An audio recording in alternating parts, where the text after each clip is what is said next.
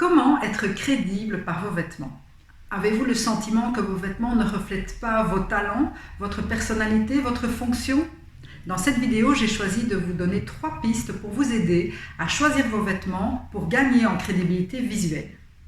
Bienvenue sur cette chaîne Allure Communication, le meilleur endroit pour gagner confiance en soi et maîtriser les codes vestimentaires. Hello tout le monde, c'est Jo, j'espère que vous allez bien, je suis ravie d'être avec vous aujourd'hui. Alors quand on parle de crédibilité visuelle, de quoi s'agit-il?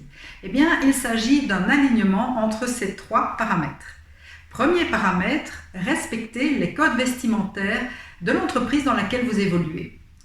À chaque secteur d'activité correspond un produit et correspond un système de valeurs. Et ce système de valeurs impacte directement la manière dont sont habillés le manager et les employés. Je vous donne un exemple. Si vous êtes une femme et que vous êtes ingénieur commercial dans une entreprise de béton, comment allez-vous choisir vos vêtements? Eh bien, vous veillerez à ce qu'ils soient confortables, passe-partout, et vous allez aussi faire attention au fait que vous évoluez dans un milieu strictement masculin.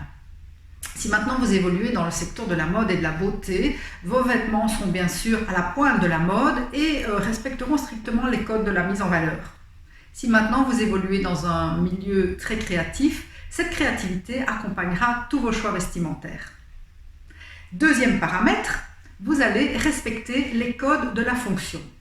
Bien sûr, il est loin le temps où le manager de l'entreprise ou la manager de l'entreprise était habillée de façon très sombre, très classique, sans aucune créativité, sans aucune fioriture. Bien sûr, il y a certains secteurs d'activité où les codes sont très stricts, comme celui de la banque, les pompes funèbres, etc.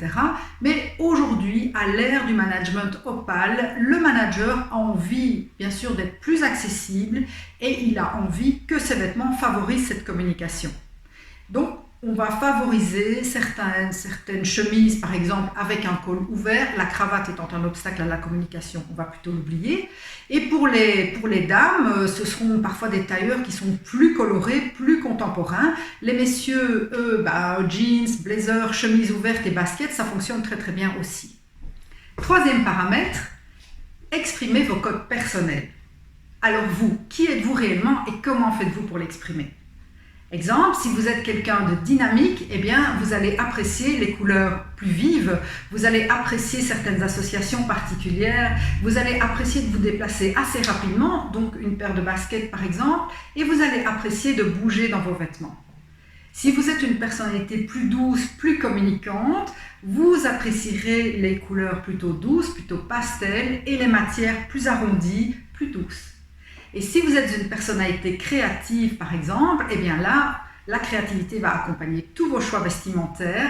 Vous allez apprécier certaines formes, certaines associations de couleurs très particulières, beaucoup plus créatives, beaucoup plus osées. Vous allez apprécier des bijoux, notamment des bijoux de créateurs, des choses que tout le monde n'a pas. En fait, ce qui est génial, c'est qu'à travers vos vêtements, c'est vraiment votre personnalité qui s'exprime. C'est vraiment super sympa. Si vous avez apprécié cette vidéo, merci de me le signaler. Abonnez-vous à ma chaîne Allure Communication. Visitez mon site internet sur lequel vous pourrez télécharger un mini livret silhouette et puis réserver votre séance d'initiation gratuite au cours de laquelle je pourrai répondre à toutes vos questions. D'ici là, je vous donne rendez-vous dans une prochaine vidéo et puis portez-vous bien. À bientôt. Je vous embrasse. Ciao.